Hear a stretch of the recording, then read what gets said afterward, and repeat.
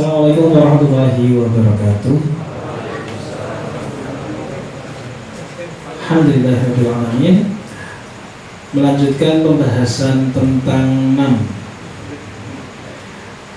Jadi sedikit review tadi sudah sampaikan sebelumnya bahwasannya inti dari nam atau beberapa prinsip-prinsip konsep-konsep dasar yang digunakan oleh nam ada pada pembahasan poin-poin ini. Di antaranya bagian utamanya adalah masalah wahdatul wujud, bahwa dirinya sekitarnya semuanya adalah Tuhan, maka tidak ada satu Tuhan tertentu yang dijadikan sebagai sembahan. Pernahkah teman-teman dalam sebuah acara, sebuah pelatihan diminta oleh pemateri, trainer untuk diam sejenak, mengulang-ulang mengatakan kepada dirinya, bisa, saya pasti bisa, saya yakin saya bisa, saya pasti bisa.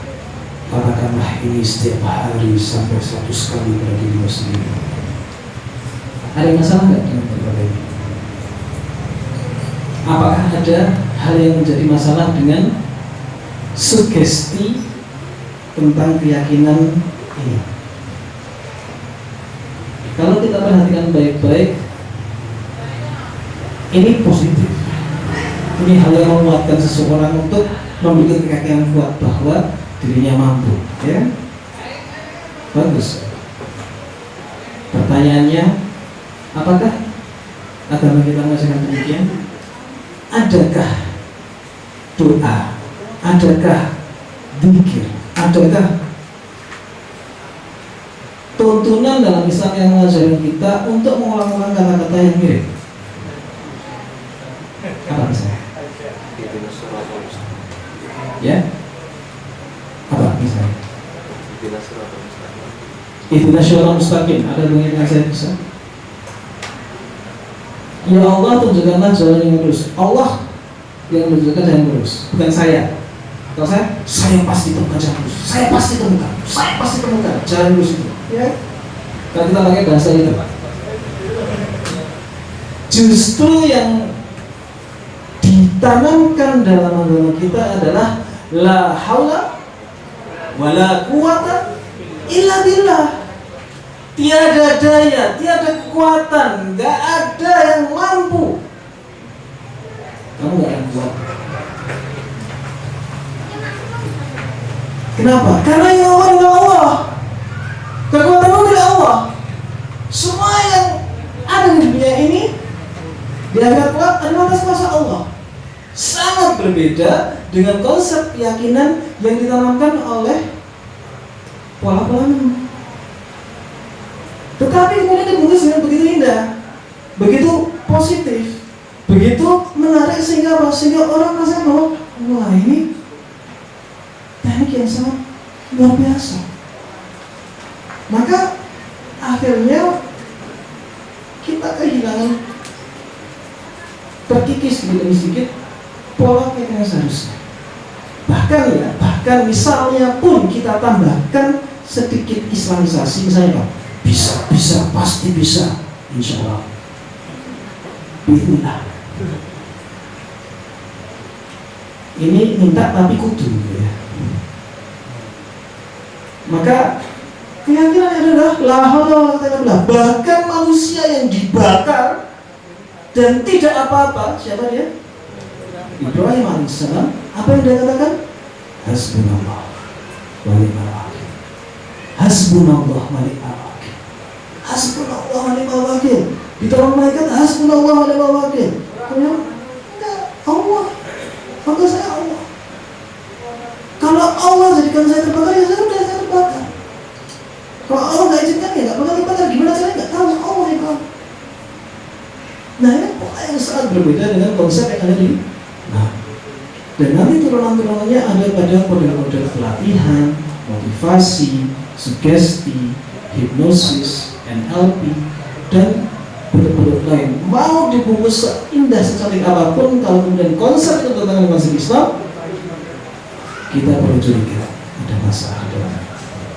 Nah, maka pola-pola ini kemudian berkembang dengan banyak sekali pendekatan. Jadi inti dari 6 adalah membawa ke arah keyakinan wahdatul wujud, Tuhan tidak ada, semuanya Tuhan, membawa ke arah semua agama itu sama, nggak masalah kamu agamanya apa, yang penting kamu melakukan pendekatan kepada Tuhan, terima semua agama yang lain, nggak usah anggap jelek yang lain, nggak masalah dengan itu. Kalau perlu dengan cara-cara goib-goib yang lain, makanya semuanya diterima, semuanya dipakai, agar apa? Agar dia tidak mudah ditentang yang lain. Ini tadi yang saya tunjukkan, spiritualisme atau kebatilan ada di barat, termasuk mediumship. Nanti pengembangannya banyak sekali, baik yang medium bentuknya fisik, ada yang foto arwah, ada yang pernah foto arwah. Pernah Pak, kalau pas KKN itu foto bareng-bareng, terus kayaknya di belakang ada gambar buntelan sugus gitu. Kayaknya nggak zaman ya sugus. Jumping candy ghost. Jumping candy ghost. Itu foto apa? Ya, itu kayaknya kesalahan after foto aja gitu ya. Tapi kalau di barat memang ada orang yang menggunakan ini sebagai profesi tadi, memfoto arwah, memfoto aura. Pernah dengar? Nanti pada pengembangannya macam-macam sekali. Dan seolah ilmiah, kenapa? Karena arwah itu terdiri dari gelombang elektromagnet yang kemudian menimbulkan perpendaran pada cahaya yang akan berpengaruh pada lensa foto. Allah digambari wae tata angel. Nah, nanti pengembangannya banyak, ada telekinesis, kemudian bagaimana dia bisa melakukan beberapa penyembuhan, healing, penyembuhan dengan cara gaib. Wah, ini kondang kalau di Indonesia ya. Dulu ada ponari, ya, ada yang sempat minta airnya ponari. Ya, bukan ponari sweat ya, itu beda lagi. Jangan-jangan ponari sekarang ikut kajian di sini. Jangan-jangan. Jangan-jangan saya ponari. Cukup. Kalau di spiritualisme ada beberapa konsep yang dipakai. Mungkin saja ini yang kemudian digunakan juga dalam konsep-konsep 6 tentang karma. Nah, hukum karma ini juga berlaku gitu ya dalam konsep spiritualisme. Detail-detail ini nanti bisa dipelajari lebih banyak di dalam buku ini ataupun di searching tentang konsep-konsep 6. Nah, dari konsep spiritualisme itu nggak diambil semua. Jadi 6 sendiri juga pilih-pilih gitu ya.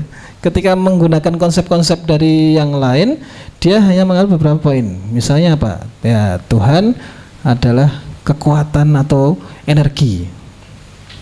Termasuk tentang adanya doktrin tentang perkembangan spiritual seseorang. Nanti dilahirkan kembali, kalau kamu banyak kesalahan, kamu dilahirkan kembali jadi kecoa gitu ya.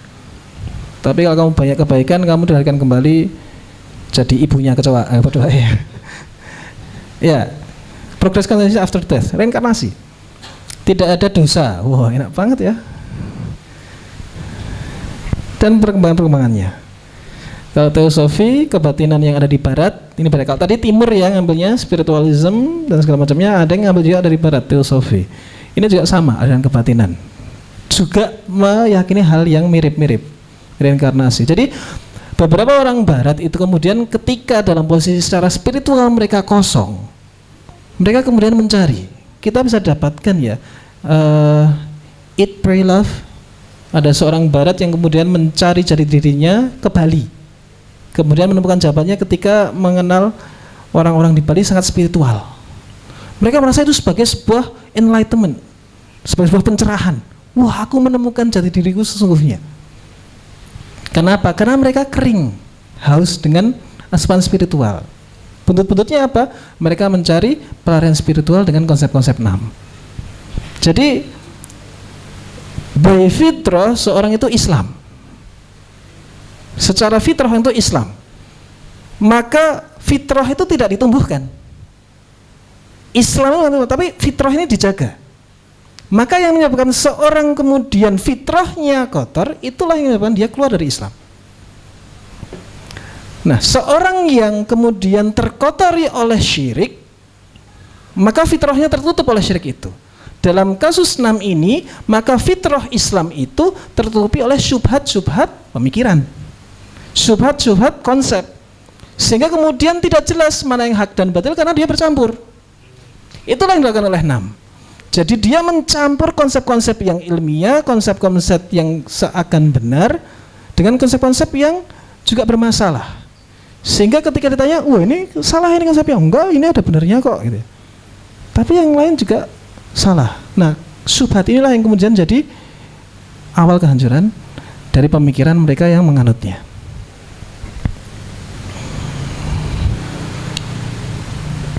Dan pola-polanya mirip. Kalau teosofi dia fokusnya pada beberapa konsep tentang bagaimana mengkomparasi antar agama, bagaimana kemudian dia menjelaskan hukum alam dan kekuatan di dalam diri manusia. Nah, pola-polanya mirip dengan 6. Jadi 6 begitu ada yang nyambung, wah ini cocok sama 6, diambil sama dia. Meskipun apa? Meskipun konsep itu lebih tua daripada 6. Maka 6 ini tidak dibuat dengan asal-asalan. Ada lembaga khusus yang mengembangkannya, namanya Esalen Institute yang ada di Amerika. Dia menggarap secara khusus konsep 6, metode penyebarannya, kemudian dia buka cabang di daerah-daerah negara lain, UK, dan kemudian dikembangkan. Ini efek dari teosofi sendiri, channeling dengan arah orang-orang dahulu, universalitas, termasuk tadi ya potensi yang ada di dalam diri manusia, nyambung, cocok, teosofi masuk, kan gitu dia caranya. Nah, kenapa ini menarik? Enak kita. Enak kita. Kenapa orang tertarik dengan 6? Keren tak? Agama dari Barat. Jadi ini masih pola pikiran penjajah dan dijajah, bahwa sesuatu yang datang dari Barat itu kesannya modern, keren gitu ya. Sehingga 6, New Age Movement, modern. Orang kemudian terpesona. Pencerahan atau enlightenment adalah menyadari bahwa kita adalah Tuhan. Penak banget ini. Saya yang menentukan nasib saya, masa depan saya, akhir hidup saya. Siapa ya saya? Tergantung keinginan saya sendiri. Rumangsamu, gitu ya. Rantai dit yo mikir. Jadi pada pola-pola tadi sugestif yang dimunculkan oleh 6 itu, dia jadi dalam psikologi ada istilahnya dia waham kebesaran. Dia merasa dirinya itu Tuhan. Nanti kalau Anda ke rumah sakit jiwa, ada orang yang punya penyakit waham kebesaran, nanti bilang, saya ini jenderal. Oh jenderal mana Pak? Jenderal sekon desoku gitu. Wah seretak gini, serasa nggak usah di KP. Itu paham kebesaran. Jadi mereka merasa sesuatu yang sebenarnya dia tidak ada. Dalam hal tertentu, ya ini penyakitnya itu, paham kebesaran. Tidak ada dosa, penak toh? Nggak usah mikir susah-susah. Dan target tujuan dari agama ini simpel. Penemuan diri, penggalian diri. Nggak ada yang namanya target buat program, buat laporan, terus ngumpulkan video, ngumpulkan jamaah berapa, ngadakan kegiatan setiap tahun sekian kali. Nggak ada target kayak gitu ya. Kenapa? Itulah daya tariknya. Nah, kunci terakhir agar lebih menarik lagi adalah dia mengkombinasikannya dengan sesuatu yang seolah ilmiah. Apa maksudnya? Ini maksudnya, parapsychology. Hypnosis is parapsychology. NLP is parapsychology. Meskipun dalam NLP itu nanti dia sifatnya eklektik, gabungan dari beberapa konsep. Ada psikologi behavior, ada psikologi komunikasi, ada manajemen. Jadi kenapa NLP itu menarik? Karena di dalamnya ada konsep-konsep yang terbukti ilmiah dicampur dengan konsep-konsep yang tidak, kan gitu. Maka pendekatan yang dilakukan oleh 6 adalah suatu yang kesannya ilmiah, padahal sebenarnya dia bermasalah, bahkan dari sisi ilmiah sekalipun. Ya, termasuk ISP, orang bisa membaca suatu kertas atau kartu lingkaran, ini gambarnya apa, yang di sana nggak bisa lihat warnanya apa, tetapi dia bisa melihat dengan mata batinnya, woi lingkaran, oh itu main kartu menangan itu ya, bisa lihat kartu musuhnya. Nah, jadi pengembangan tentang konsep ini efeknya banyak sekali. Nah, bagaimana kita menyikapi sebelum nanti masuk ke sharing diskusi lebih lanjut, bagaimana kita merespon New Age movement ini, atau bagaimana orang-orang kemudian harus melihat New Age religion ini. Satu hal yang perlu ketahui, mereka mengklaim bahwa mereka ilmiah, padahal tidak. Banyak yang kontradiktif nanti di dalamnya. Wah, ngakunya ilmiah tapi kok kebatinan, atau ngakunya dia spiritual tapi kok juga pakai teknik-teknik yang tidak memiliki dasar yang jelas. Nah, ini nanti banyak kontradiktif kalau kita pelajari lebih detail tentang isinya. Terus tadi katanya semua agama sama, buktinya enggak. Apa bedanya? Christianity, One Triune, Trinitas, ada Tuhan sendiri. Islam, kita meyakini bahwa Tuhan itu Esa, La ilaha illallah, ada takdir, anak, Allah tidak bisa memiliki anak. Hindu banyak Tuhannya. Buddhisme tidak ada Tuhan karena alam semesta tadi. Zoroastrianisme dualisme, ada buruk ada baik, yin dan yang. Konfusianisme banyak Tuhannya, tinggal pilih dewa yang apa, mau dewa kecantikan, kesuburan, kegantengan, kesantuyan. Ada baru, itu baru bisa diusulkan, bisa dibuat ya. Dan dari agama kita sendiri, satu, kita bukan Tuhan, kita adalah makhluk, dan adanya hari pembalasan, surga dan neraka sangat berbeda dengan konsep yang ada di Nam. Dan dari situlah kemudian kita bisa memetakan satu persatu. Tetapi memang dia sangat halus, sangat tipis masuknya. Metode yang digunakan seakan-akan positif, ilmiah, positif, sugestif, tetapi ternyata bermasalah. Nah, masalahnya adalah apa yang bisa kita lakukan dan perlu kita ketahui lebih lanjut. Semoga dengan diskusi lebih jauh kita bisa temukan jawabannya. Saya kembalikan.